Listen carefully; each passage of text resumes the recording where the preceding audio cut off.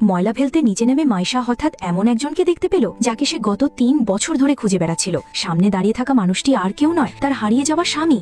স্বামীও সঙ্গে সঙ্গে তাকে চিনে ফেলে। সে বারবার মাইশার নাম ধরে ডাকতে লাগলো। এটা শুনেই মাইশার চোখে পানি চলে আসে আর সে দৌড়ে গিয়ে তাকে শক্ত করে জড়িয়ে ধরে। ৩ বছর আগে তাদের বিয়ের দিনেই সবকিছু বদলে গিয়েছিল। যুদ্ধ শুরু হওয়ায় সেদিনই রাহাতকে সেনাবাহিনীর কাজে যুদ্ধে যেতে হয়েছিল। একজন সৈনিক হিসেবে তার আর কোনো উপায় ছিল না। মাইশার ভবিষ্যৎ নষ্ট হবে ভেবে রাহাত তাকে সম্পর্ক শেষ করে দিতে চেয়েছিল, কিন্তু মাইশা তার হাত থেকে আংটিটি নিয়ে নিজের আঙুলে পড়ে বলেছিল, এই জীবনে আমি আর কাউকে বিয়ে করব না, আমি তোমার জন্য অপেক্ষা করব। ঠিক তখনই সেনাবাহিনীর নতুন নির্দেশ আসে। রাহাতকে বাধ্য হয়ে মাইশাকে ছেড়ে চলে যেতে হয়। চোখে পানি ধরে রেখে মাইশা তাকে বিদায় জানায়। সে শক্ত করে আংটিটা ধরে শুধু প্রার্থনা করেছিল যেন রাহাত নিরাপদে ফিরে আসে। কিন্তু যুদ্ধের ময়দানে শত্রুর ষড়যন্ত্রে রাহাতের উপর হামলা হয়। সে একটি পাহাড় থেকে নিচে পড়ে যায় এবং তারপর থেকে তার কোনো খোঁজ পাওয়া যায়নি। রাহাতের মা বিশ্বাসই করতে পারেননি যে তার ছেলে মারা গেছে। তিনি রাহাতকে খুঁজে দেওয়ার জন্য $100 মিলিয়ন পুরস্কার ঘোষণা করেন। এদিকে ৩ বছর ধরে মাইশা তার অপেক্ষায় ছিল। এমনকি এই কারণে তার নিজের পরিবারের সঙ্গেও ঝগড়া হয়েছিল এবং একসময় তাকে বাড়ি থেকেও বের করে দেওয়া হয়। কিন্তু সে কখনো আশা ছাড়েনি। সে ভাবতেও পারেনি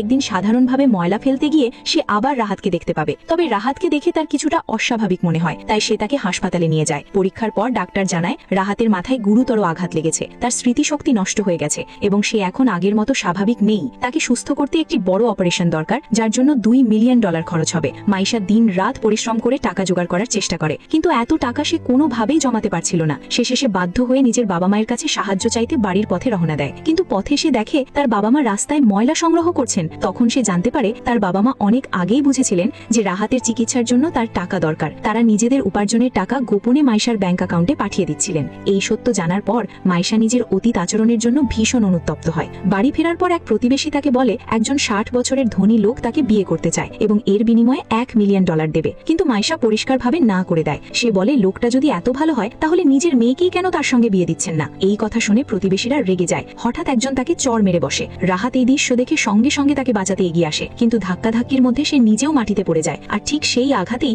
রাহাতের হারিয়ে যাওয়া স্মৃতি ফিরে আসে। যখন সে চোখ খুলে স্বাভাবিকভাবে তাকায়, মাইশা বুঝতে পারে তার স্বামী আবার আগের মতো হয়ে গেছে। রাহাত মাইশার মুখে হাত রেখে বলে সে তার জন্য যা করেছে তার সবকিছুর জন্য সে কৃতজ্ঞ। সে প্রতিশ্রুতি দেয় খুব শীঘ্রই সে মাইশাকে একটি বড় বিয়ের অনুষ্ঠান উপহার দেবে। এরপর সে নিজের ফোন বের করে মাকে কল করে।